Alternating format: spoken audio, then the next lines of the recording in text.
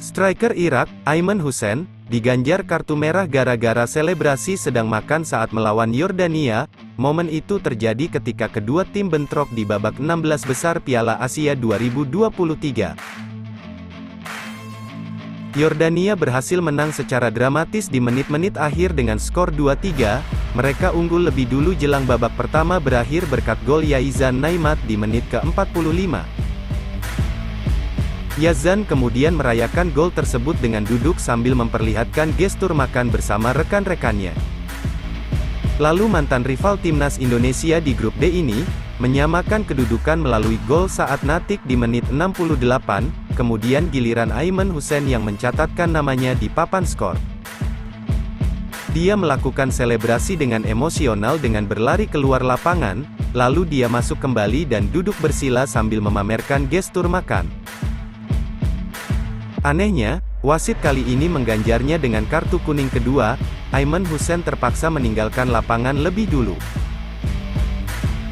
Banyak yang bertanya-tanya, mengapa Aiman Hussein di kartu merah karena selebrasi makan, padahal sebelumnya pemain Yordania juga melakukan hal yang sama. Beberapa pihak pun berspekulasi, Aiman Hussein di kartu merah karena dianggap memprovokasi ke arah tribun lawan. Kemudian sebagian lagi beranggapan dia diusir keluar lapangan dikarenakan selebrasinya mengulur waktu.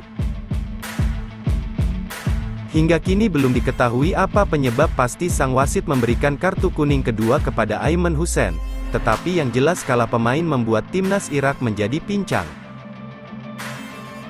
Akibatnya Yordania bisa mencetak 2 gol balasan di masa injury time, dan kemenangan membawa Yordania ke perempat final bertemu dengan Tajikistan di Piala Asia 2023 ini.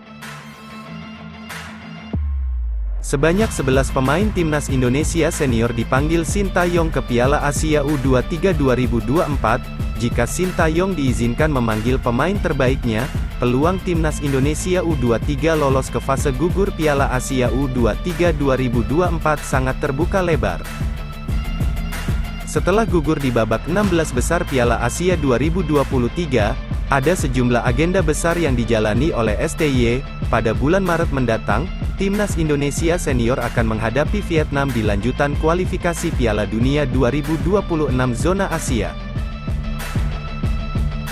Jika berhasil memenangkan 2 laga tersebut, peluang skuad Garuda lolos ke babak ketiga kualifikasi Piala Dunia 2026 zona Asia terbuka lebar. Peluang timnas Indonesia meraih double kemenangan atas Vietnam cukup besar, mengingat bulan Maret tahun 2024 skuad Garuda akan diperkuat JIZ, Nathan Chu, Tom Haye, Ragnar dan Marten Paes.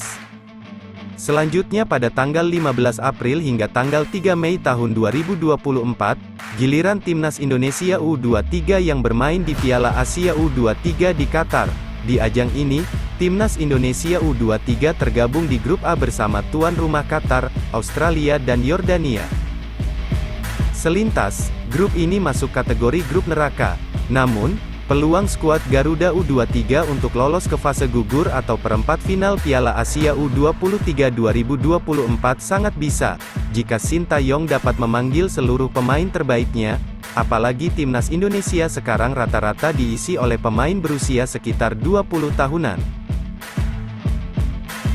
Di satu sisi, memang butuh usaha untuk mendatangkan pemain-pemain tersebut, khususnya yang bermain di luar negeri, sebab Piala Asia U23 ini tak masuk ke dalam agenda FIFA, sehingga lobi-lobi pun harus dibuat PSSI untuk mendatangkan mereka. Pemain tersebut sangat dibutuhkan oleh Sintayong untuk merealisasikan target yang dibebankan oleh PSSI, yakni lolos perempat final Piala Asia U23 ini. Menurut Ketua Umum PSSI, Erick Thohir, Sintayong hampir dipastikan mendapatkan perpanjangan kontrak jika sanggup membawa timnas Indonesia U23 lolos ke fase gugur. Namun, jika tidak lolos ke perempat final, Sintayong bakal dievaluasi oleh PSSI untuk menentukan nasibnya, pantaskah atau tidak melatih punggawa Garuda. Semoga saja Sintayong dapat memberikan yang terbaik untuk timnas Indonesia di Piala Asia U23 ini, agar terus dapat melatih skuad Garuda untuk kedepannya.